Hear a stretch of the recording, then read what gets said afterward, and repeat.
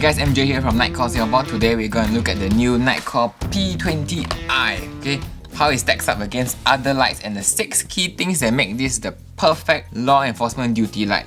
So Nitecore has been making lights for professional operators for years. Okay, over 15 different international agencies have Nitecore as their standard issue. So they know exactly how the lights are being used, the challenges that operators face on the ground, and what's expected of future gear. Okay, so now there are many lights that market themselves as tactical lights. If you're a civilian or outdoor user, it's quite impossible to tell the difference. So lights like the MH12V2, the E4K, these are all tactical grade lights in terms of reliability and brightness. They are waterproof, can take some drops, can blind someone, but it stops there. Okay, true duty lights go beyond just reliability and brightness. You start to see functions that serve the needs of more elite level type of users. These are not assumed or made up. These are all collected from operators on the ground on what they need, and that's why the P20i is the way it is. Right, it looks like this. So the first key is it has one-handed rear tail cap controls. Right, so everything here is controlled by one thumb, because they always need one hand free. For example, if you have a weapon like this, you're always either on your firearm or pushing someone away like this, or on a baton, or checking documents like this. So it's always one-handed control. There's no space for lights that need 2 hands to operate. For example, the SRT7 GT, right? So when I turn it on, how do I change brightness? I need to twist the ring to go to your different modes. I break the one-handed rule, right? I need to use 2 hands, and then all lights that break grip. So what I mean by break grip, so for example the E4K, so if I turn it on, okay, so if I'm holding it like this, to change brightness I need to bring it down. Alright, I have to wait for it to cycle through the brightness. Okay, I want this one, then I go back up. See, I'm breaking the hammer fist grip, right? Whereas the P20i, just turn it on. If you want to change brightness, just tap the back, low, medium, high, strobe. You see the difference now? So number 2 is beam type. As it's meant to be used with firearms, the preference is to focus the light downrange to light up your target. So in this P20i, they switched to a different LED to give you the extra 100 meter beam distance. Okay, the easiest way to compare the beam type is in the CD rating. The higher the number, the more focused the beam is. You can find this number all on the NC charts here. So for example, on the P20i, you can see that the numbers are here. Look at that. Alright, the beam CD rating of about 29,000, okay, compared to the P18, which is a flat light, so you don't get as much throw. You can see the CD rating is only about 8,000. Now look at the brightness, 1,800 lumens, 1,800 lumens. But because this has almost 5 times the CD rating, it throws 343 meters, whereas the P18 only reaches about 180 meters. Okay, so this is another key thing to look out for. If the flashlight you're buying has no NC charts, and instead tell you it has like a wide vision or true max beam, they're selling marketing fluff to you. Okay, go for lights with real measurements so you know what you're getting. Okay, so number 3 is strobe ready. Strobe ready is this one. Okay, so what's the difference between strobe ready and strobe mode? There are 2 different things. The MH12 might have strobe mode, but to access it you have to press and hold the front button, wait a while, and then you got your strobe. Okay, so again, this breaks the rule of one-handed operation.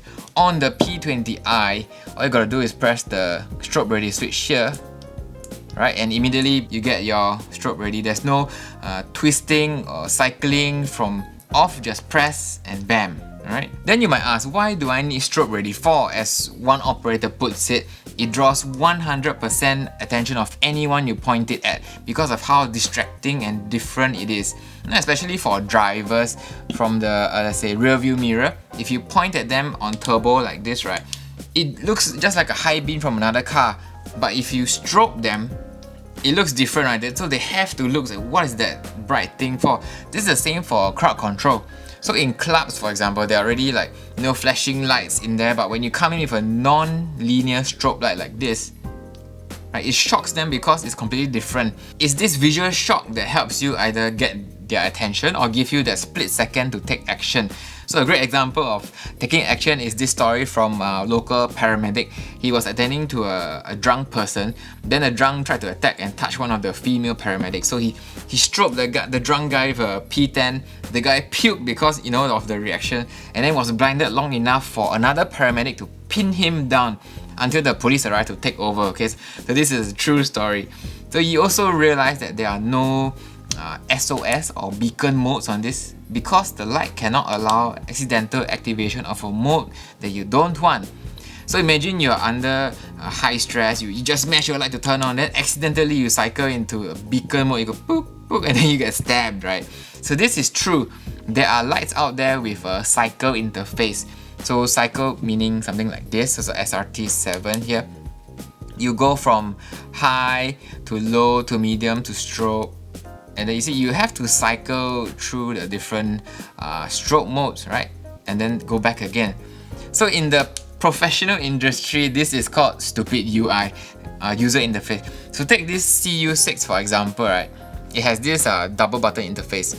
So when you turn it on, you know, it might straight away go to the red LED, which is not what you want, right? So you have to set it on white and then turn it off and then go. In real life, right, some of you might have this weapon mounted. So you bump your weapon around and accidentally you change it into the red light mode. Then you didn't know. So when the action starts, you really need your light, and then you pull it out and then and then you get in trouble. So this is an interface that operators will never use.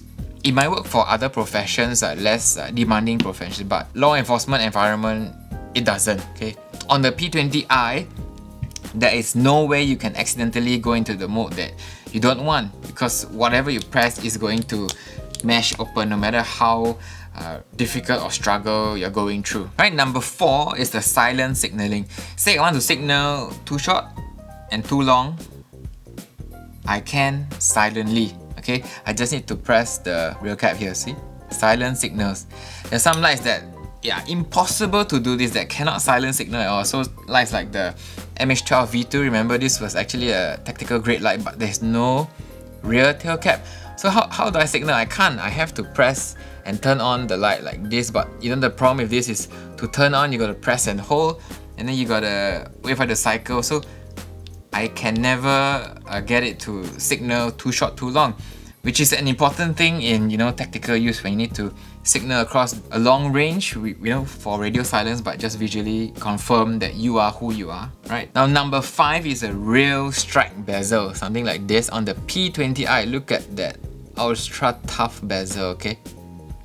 Now there are many lights that, you know, claim to have strike bezels, and they look like this, the SRT5 here, you know, something thin, narrow. These are marketed to help in a self-defense situation where you are hitting skin and bone, and then you sort of collect the DNA, that kind of thing. But as a law enforcement officer, you're not going to do that. You're going to be using, you know, this while you're making way through places. You're going to use it to break through car windows, random obstacles blocking your way through urban areas. You know, I've seen, you know, one of the guys use this to bash open a zip tie. Okay, so his was really damaged, but he didn't use the P20, of course. And when you actually bash this, right, this type of rings on something hard, the ring and the screw threads will dent. Alright, it may dent in, so the entire ring gets stuck on the light, and then it cannot be removed.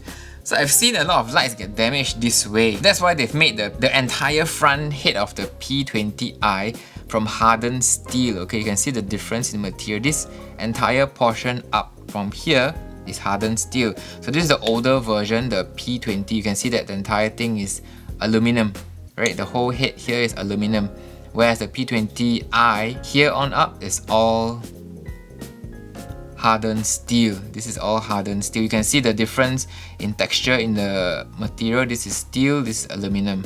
Alright? So you have a rock solid bashing bezel. On top of that, they also added 3 hardened ceramic bezels here that focus all your force into a single point. So you just hit the bottom part of the window with very light pressure, and then because of the focus point, you just shatter instantly. Okay, so to help withstand the impact, they've added heavy duty front springs. So how you can see this is because this battery is really big and heavy, when you hit something, the force is always going downwards. So the battery will always smash forward, look. Alright, it will always smash forward. Now, why I can press it down is because there's a spring at the bottom here absorbing the impact. Now, it prevents the battery from slamming into the circuit board. This protects against repeated bashing, rifle recoil, of course, and of course, drops on the ground. So what's the example of a light that does not have impact protection? So something like this is the older P10, right? So if you see, if I drop the battery in, it just falls, tap, like that. You can hear the sound. I cannot push the battery in and there's no spring blocking the battery from smashing through the circuit board. So if you use this light to bash it often like this, repeated hitting something, the battery will keep going down and down onto the circuit board, and then eventually your light will gonna get damaged. Okay, for those that don't have this impact resistant spring. Now the size of the bezel also helps with grip, so when you hit something, your grip doesn't slip like other slim profile lights. So you can see it prevents your hand from slipping. Whereas other slim profile lights like the MH12, you have wet hands, right? You might just slip through like this. You see, you can't hold the grip properly like this. Alright, whereas this one, this helps in gripping. Okay. Then the number 6 are carry options. Okay, so the P20i comes with this NTH quick draw holster. Okay, so here's how it looks like. Just slap it in. There. Okay, you wanna draw it, then just push out and then you're good to go. It's all about deployment speed now. So compared to older nylon pouches like this, right, you're used to seeing this if you have your old generation lights.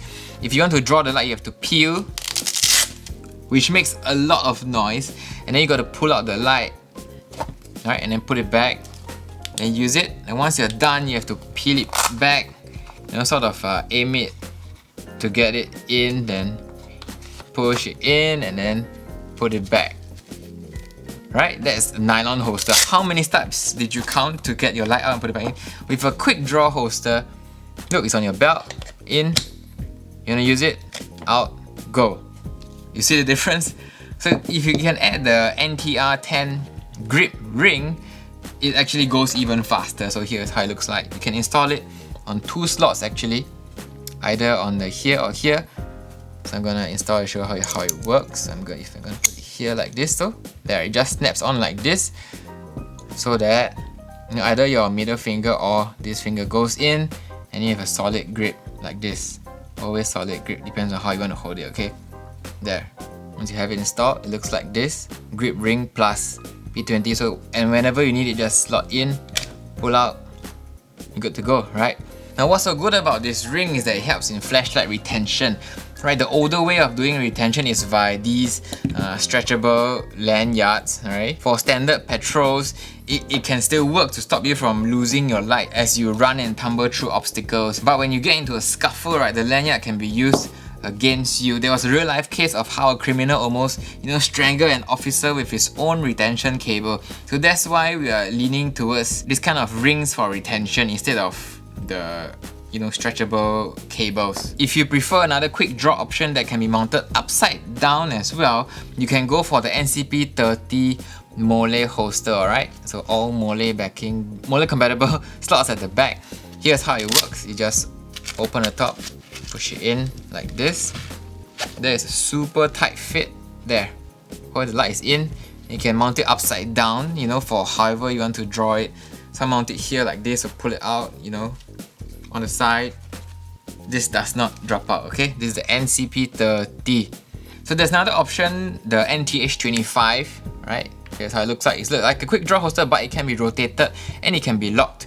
Okay, so you just slap it in like this, and you see here at the back, this is a locking mechanism. So once it's locked this way, you cannot pull out your light. Okay, your light is locked in securely, and you can also turn on, and there's a hole at the bottom, so you can actually mount it like this. Some of them have been using as a shoulder mounted kind of a light, and it also rotates. Look, alright, so you can have it as a 90-degree belt, waist pointing forward kind of light.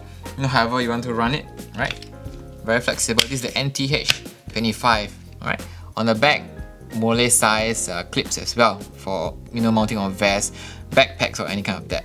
Okay, so if you want to remove your light, just unlock, pop it off, and then you're good to go. Alright, the last is battery type. Now the reason why it has 5 times the runtime of the older P22R is the 21700 batteries. At 1800 lumens, the older 1864 battery gives you 30 minutes.